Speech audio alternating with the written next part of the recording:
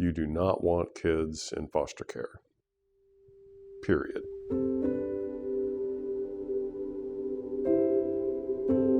Basically, I would say I did have a home, but I was going from place to place, living in like drug houses. It was pretty bad.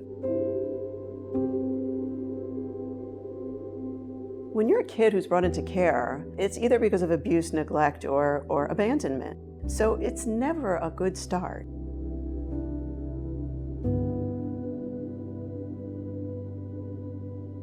When I was 13, I got put into foster care, and that sucked.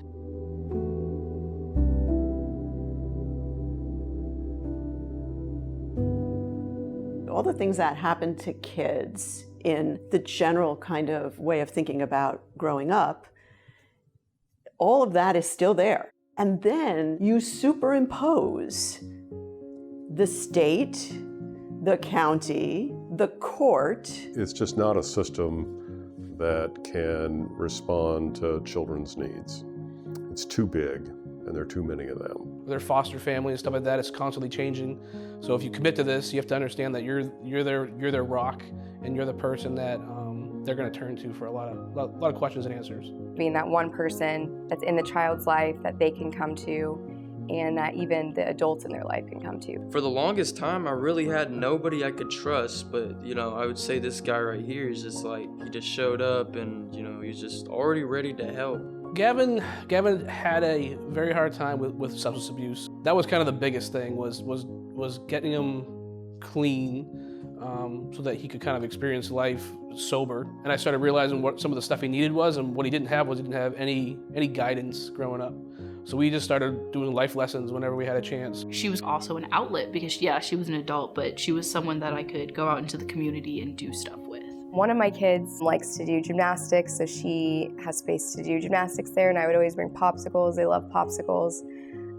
So just really easygoing stuff like that where they can just let loose and be kids. It's very important to a foster kid when they don't have somebody else to talk to, because some people get close to their caseworkers, but just like he said,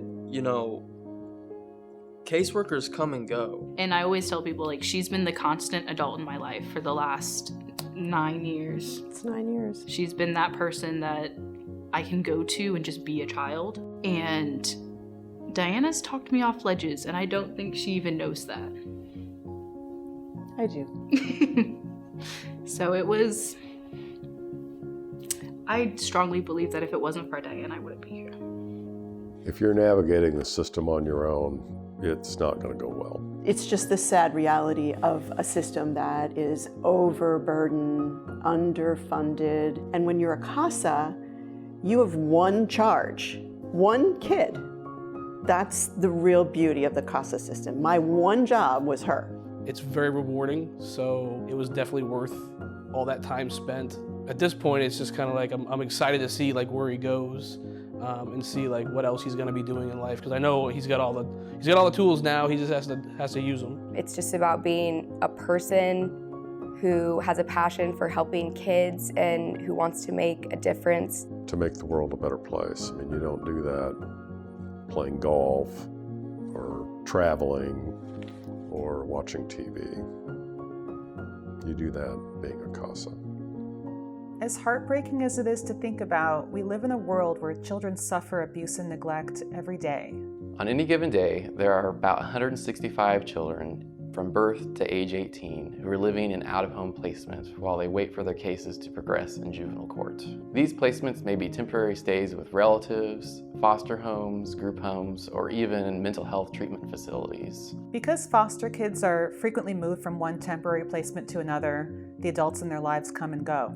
A social worker can work with up to 30 children at a time, while each CASA volunteer focuses on only one child or sibling group at a time. A CASA volunteer provides what all children deserve, a trusted, caring adult focused on their needs and best interests. With over 30 years of experience and support from state and national networks, our paid professional staff screen, train, and supervise volunteers who work in the lives of these children. They get to know the child's situation, the family, and the professionals involved with the child's case. They ask the tough questions, connect the dots, and provide the court with the information it needs to make well-informed decisions.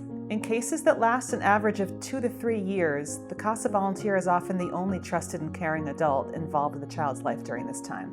CASA volunteers ensure that the child's voice is heard by the court, while decisions are being made that will affect the rest of their life.